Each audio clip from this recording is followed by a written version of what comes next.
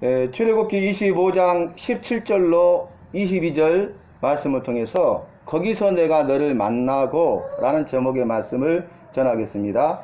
오늘 말씀을 보면은 성소를 만드는데 그 성소를 만들고 거기에 있을 것과 모든 기구를 만들라 말씀하시되 모양대로 만들라 말씀하십니다.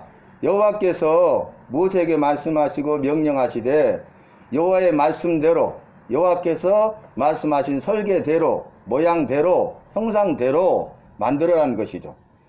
그래서 여호와께 제사를 드리는 그 성소와 그 성소에 있는 것들과 성소에 제사를 드리는 모든 기구들을 만들 때에 사람의 생각과 사람의 방법대로 만든 것이 아니라 사람이 만든 것이 아니라 여호와께서 여호와의 생각과 여호와의 방법대로 만들게 하셨고, 이 말씀과 명령에 대하여 모세는 순종함으로 결국 성막을 만들죠.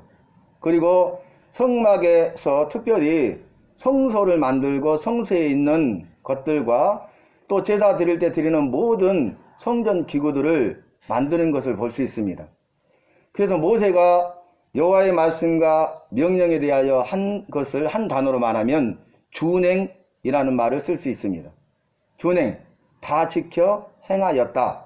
그러니까 여호와의 말씀과 명령에 따라서 다 지켜 행했다는 것이죠. 다라는 것은 이제 하나도 빠짐없이 모두라는 뜻이 되겠습니다. 그래서 우리가 순종할 때도 100%의 순종이고 준행할 때도 100%의 준행입니다.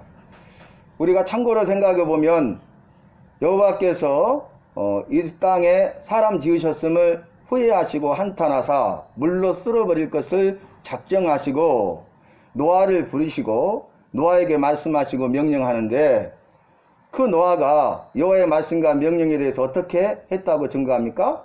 노아가 여호와의 명하신 대로 다 지켜 행하였더라. 하나도 빠짐없이 말씀 그대로 100% 순종하고 100% 준행하였다는 것이죠. 그래서 여기서 우리가 알 수 있는 것은 여호와의 말씀과 명령은 순종하고 준행해야 되는데, 순종하고 준행하되 100% 순종하고 100% 준행해야 한다는 것입니다.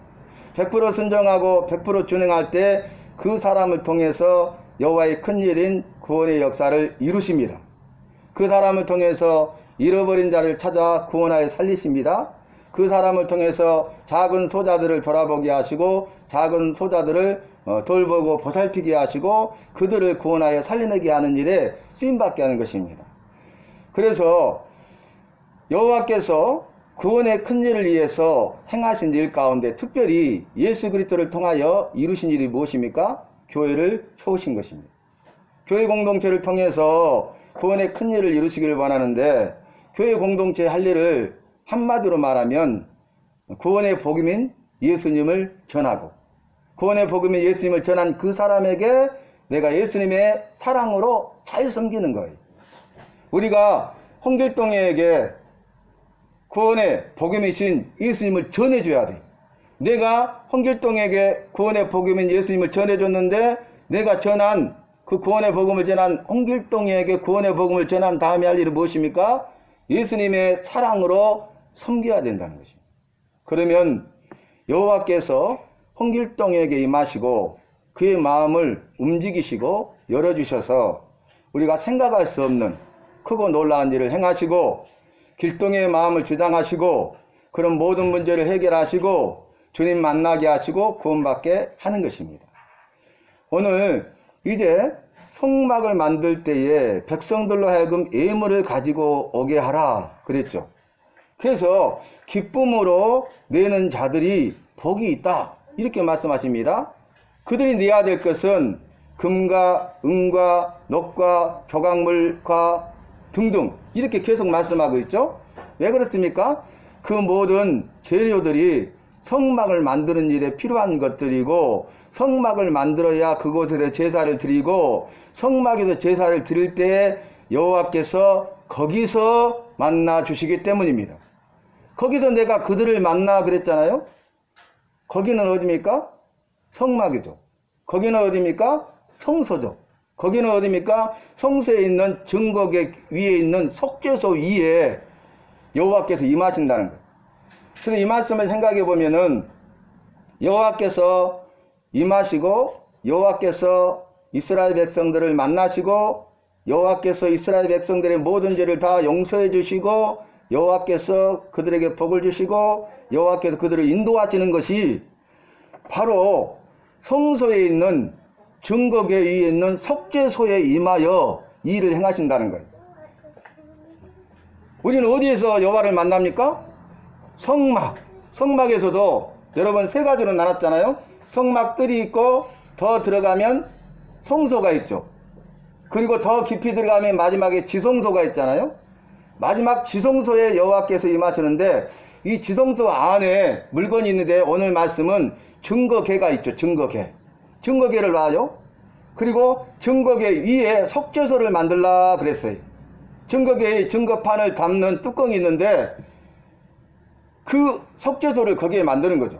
그래서 금으로 쳐서 두 그룹, 두 천사를 만들 때 하나는 이 끝에서 하나는 저 끝에서 서로 얼굴을 마주보게 하고 속죄소와 연하여 만들라 이렇게 말씀하셨잖아요. 그러니까 여기가 증거궤다. 그러면 증거궤를 덮는 뚜껑이 속죄소예요. 뚜껑 위에 두 천사가 있는데 서로 얼굴을 마주보고 있어요. 그리고 날개를 펴고 있어요. 날개를 펴서 속죄소 전체를 이쪽에서 반틈, 이쪽에서 반틈에서 다 덮고 있죠. 그리고 속죄소 위에서 서로 연하여 붙어 있죠. 이런 형상을 생각하시면 돼요. 이 두 천사가 날개를 펴서 이렇게 속죄소를 덮고 연하였을 때 그곳에 여호와께서 임하신다는 거예요. 거기서 내가 너희를 만나 주시겠다고 말씀하십니다. 그래서 여호와를 만나야 내 죄를 용서받아요.